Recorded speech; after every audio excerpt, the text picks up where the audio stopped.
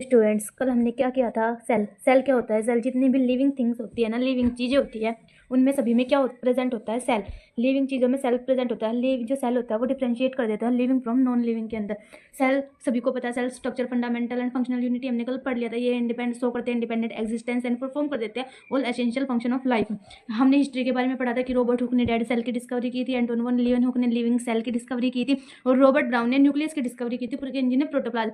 ये हम कल पढ़ चुके हैं। सेल थ्योरी भी हमने कल पढ़ ली थी कि सचिल्डिन ने, जर्मन के बोटेनिस्ट थे, उन्होंने ऑब्जर्व किया था प्लांट के सेल को। शवान थे जो जूलॉजिस्ट थे जर्मन के ही, उन्होंने एनिमल के बारे में बताया था कि उनकी जो बाहर की लेयर होती है वो प्लाज्मा मेम्ब्रेन होती है। उन्होंने स्टडीड किया था प्लांट सेल के बारे में भी, जो कि सेल वॉल होता है। इसका मेन फीचर जो इसकी आउटर वॉल होती है वो किसकी बनी हुई होती है? सेल वॉल की। ओके। और हमने क्या पढ़ दिया था? लिमिटेशन। क्या पढ़ी थी हमने? लिमिटेशन पढ़ दी थी कि ओरिजिन ऑफ लाइफ एक्सप्लेन नहीं कर पाए थे, कि कैसे न्यू सेल्स जनरेट होते हैं ये भी नहीं समझा पाए थे। रुडोल्फ वर्च जो आए थे उसके बाद उन्होंने ओमने सेलुलर ई सेलुलर दिया था कि ऑल सेल्स जो है वो अराइज हो जाते हैं प्री एग्जिटिंग सेल्स से।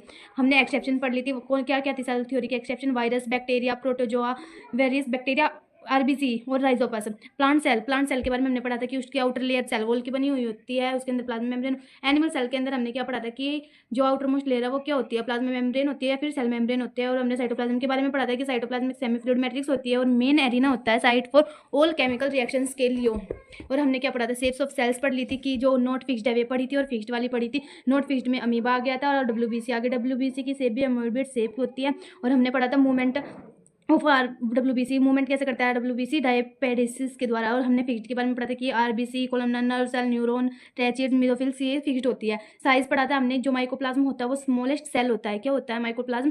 Smallest cell. जो इसकी लेंथ होती है वो 0.3 माइक्रोमीटर इन लेंथ होती है। सेल वॉल लेस बैक्टीरिया होता है, ये सर्वाइव कर जाता है बिना ऑक्सीजन के। पीपीएलओ के बारे में पढ़ा था कि पीपीएलओ प्लूरोनिमोनिया लाइक ऑर्गेनिजम्स होता है। 0.1 माइक्रोमीटर इसका डायमीटर होता है। लेंथ जो हमने बैक्टीरिया की पढ़ी थी वो 3 से 5 माइक्रोमीटर। आरबीसी के बारे में पढ़ा था और ओस्टोजैक के बारे में, लॉन्गेस्ट सेल के बारे में। ह्यूमन सेल में भी हमने पढ़ा था कि लॉन्गेस्ट कौन सा होता है, लार्जेस्ट कौन सा होता है और स्मॉलेस्ट कौन सा होता है।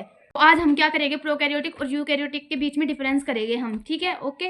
प्रोकैरियोटिक एंड यूकैरियोटिक के बीच में डिफरेंस करेंगे। सबसे पहले हम क्या करते हैं? प्रोकैरियोटिक सेल में जो न्यूक्लियस होता है, क्या न्यूक्लियस होता है वो कैसा होता है? No well defined nucleus present होता है। इसके पास खुद का न्यूक्लियस नहीं होता, नो वेल डिफाइंड न्यूक्लियस होता है इसके पास। यहाँ पर न्यूक्लियोलस भी एब्सेंट रहता है। क्या एब्सेंट रहता है? न्यूक्लियोलस एब्सेंट रहता है। इसके पास सर्कुलर निक्ड डीएनए प्रेजेंट रहता है। और यहाँ पर हिस्टोन प्रोटीन जो है वो एब्सेंट होते हैं। यहाँ पर हिस्टोन प्रोटीन नहीं पाए जाते। और यूकैरियोटिक के अंदर जो है वो वेल डिफाइंड न्यूक्लियस प्रेजेंट होता है।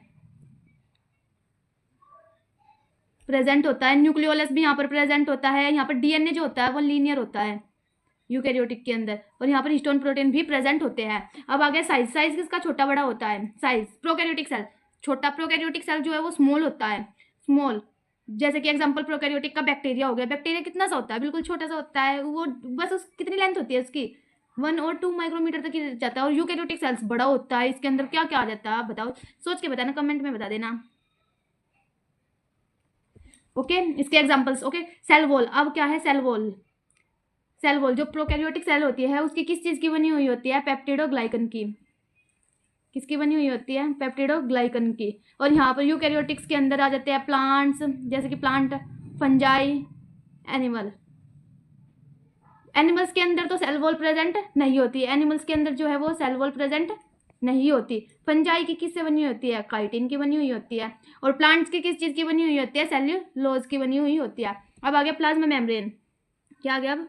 Plasma membrane. प्रोकैरियोटिक्स के पास क्या होता है? खुद का रेस्पिरेटरी एंजाइम होता है। क्या होता है? Respiratory enzyme. वो रेस्पिरेटरी एंजाइम कौन सा होता है? मीजोजोम। जो मीजोजोम है यहाँ पर रेस्पिरेशन का काम करते हैं प्रोकैरियोटिक के अंदर। और जो यूकैरियोटिक होते हैं, यूकैरियोटिक के अंदर ही ये कौन करता है? जो रेस्पिरेशन है वो कौन करता है? माइटोकॉन्ड्रिया। तो यहाँ पर रेस्पिरेटरी एंजाइम नहीं होते, लैक कमी होती है प्लाज्मा मेम्ब्रेन के पास।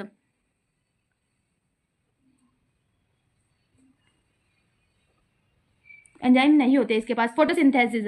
अब फोटोसिंथेसिस कौन करता है प्रोकैरियोटिक के अंदर? कौन करता है फोटोसिंथेसिस? इसके अंदर प्रोकैरियोटिक के अंदर करता है क्रोमेटोफोर। और यूकैरियोटिक के अंदर कौन करता है? क्लोरोप्लास्ट। अब आ गया गैस वैक्यूल। प्रोकैरियोटिक के पास जो है वो गैस वैक्यूल प्रेजेंट होता है। लेकिन यूकैरियोटिक के अंदर नहीं होता। उसके जगह सूडो वैक्यूल की जगह यहाँ पर क्या प्रेजेंट होता है, सेल्फ वैक्यूल। क्या प्रेजेंट होता है यहाँ पर, self vacuole. Cell organelles, cell organelles जो है यहाँ पर ओनली कैसी होती है, मेम्ब्रेनलेस।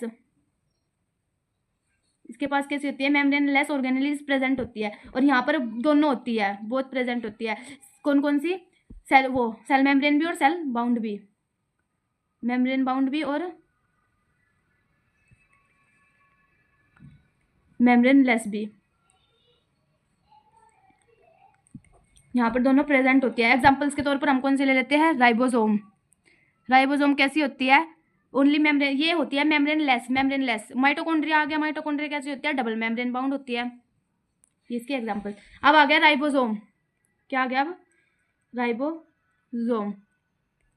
राइबोसोम, राइबोसोम प्रोकैरियोटिक के पास कैसा होता है, 70s राइबोसोम, आप सभी को पता ही होगा। 70s राइबोसोम जो है प्रोकैरियोटिक के पास होता है। और यूकैरियोटिक के पास कौन सा होता है, 70 भी एंड 80 दोनों प्रेजेंट होते हैं इसके पास। अब आ गया साइक्लोसिस, या फिर किसी कुछ भी एक और नाम लेते हैं इसका, साइक्लोसिस और साइटोप्लाज्मिक स्ट्रीमिंग। जो प्रोकैरियोटिक के अंदर प्रेजेंट नहीं होती, यूकैरियोटिक के अंदर ये प्रेजेंट होती है। अब क्या है, साइटोस्केलेटन स्ट्रक्चर। ये साइटोस्केलेटन स्ट्रक्चर प्रोकैरियोटिक के पास नहीं होता, यूकैरियोटिक के पास ये प्रेजेंट होता है। अब आ गया हमारा फ्लैजेला। फ्लैजिला जो है वो प्रोकैरियोटिक के पास सिंपल होता है, बिल्कुल सिंपल। और इसके अंदर फ्लैजिलिन कौन सा प्रोटीन पाया जाता है, प्रोटीन का नाम क्या है इसके अंदर, फ्लैजिलिन।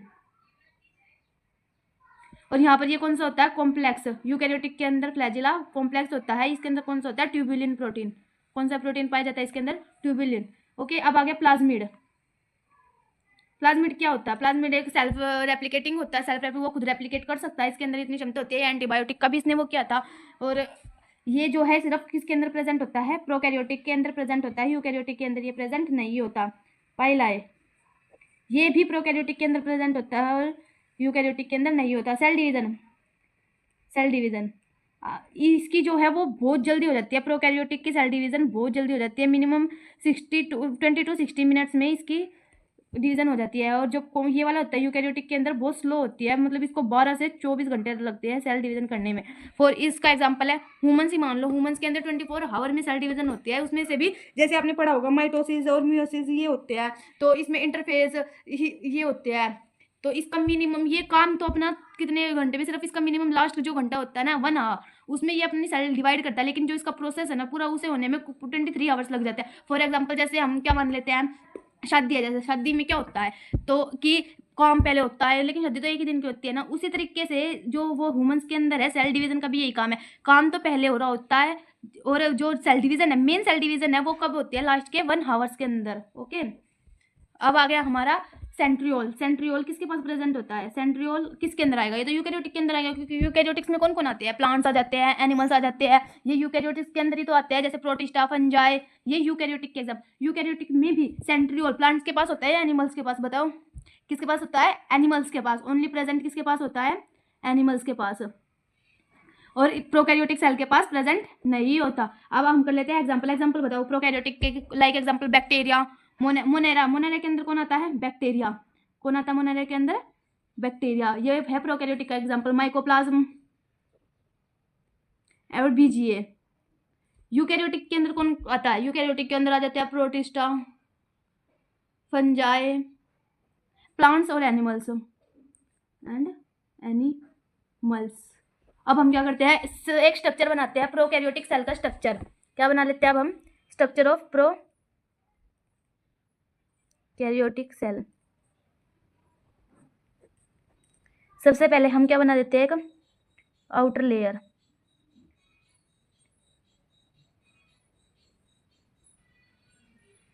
ये क्या हो गई, ग्लाइकोकैलियक्स।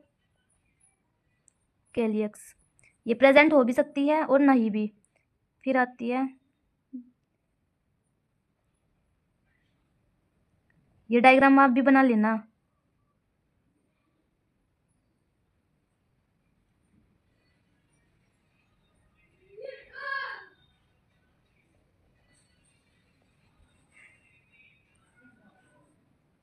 ये क्या है, सेल वॉल। सेकंड नंबर पे क्या आ जाती है, सेल वॉल। और उसके अंदर आ जाती है प्लाज्मा मेम्ब्रेन। ये क्या है, मीजोजोम प्रेजेंट होते हैं इसके अंदर। क्या प्रेजेंट होते हैं, मीजोजोम, जो क्या हेल्प करते हैं, रेस्पिरेशन में। ये क्या है, क्रोमेटोफोर। ये किस चीज़ में हेल्प करता है, बताओ, फोटोसिंथेसिस के अंदर। इसके अंदर राइबोसोम होता है। कौन सा राइबोसोम प्रेजेंट होता है इसके अंदर, ओनली 70S राइबोसोम। ये क्या है, इसके अंदर न्यूक्लियोइड प्रेजेंट होता है इसके अंदर, लेकिन हिस्टोन नहीं होते। ये सर्कुलर होता है, हिस्टोन नहीं होते। और नेक्ड होता है ये डीएनए। कैसा डीएनए होता है ये, नेक्ड डीएनए प्रेजेंट होता है अंदर। ये क्या होता है, ये साइटोप्लाज्म प्रेजेंट होता है। क्या प्रेजेंट होता है, ये साइटोप्लाज्म प्रेजेंट होता है, साइटोप्लाज्म। ओके। और क्या होता है यहाँ पर, एक प्लाज्मिड, मैंने बताया था ना आपको, प्लाज्मिड भी प्रेजेंट हो सकता है, मे भी हो भी सकता है, नहीं भी हो सकता है प्लाज्मिड। ये क्या होता है, एक्स्ट्रा क्रोमोसोमल डीएनए होता है। ये क्या होता है, ये एक्स्ट्रा क्रोमोसोमल डीएनए। और ये सेल्फ रेप्लिकेटिंग होता है। और यहाँ पर जो है ये पाइलाई भी होती है। क्या, पाइलाई भी प्रेजेंट होती है, जो किस चीज़ में हेल्प करती है, रिप्रोडक्शन में। रिप्रोडक्शन मतलब कंजुगेशन में ये हेल्प करती है। फाइम्ब्राई, ये फाइम्ब्राई कैसे होते हैं, ब्रिस्टल लाइक होते हैं। ये क्या है, फाइम्ब्राई, FIMRA। फाइम्ब्राई ये हेल्प करते हैं, किस चीज़ में हेल्प करते हैं, ये एनकोरेज करने में हेल्प करते हैं। ये किस चीज़ में हेल्प करते हैं, एनकोरेज में। और इसके अंदर जो है वो फ्लैजिला भी होता है। ये क्या, फ्लैजिला भी प्रेजेंट होता है। फ्लैजिला किस चीज़ में हेल्प करता है, लोको मोशन में। आज के लिए इतना ही। कल हम अब क्या करेंगे, इसके सेल एनवेलोप करेंगे, एनवेलोप के बारे में जानेंगे। ओके।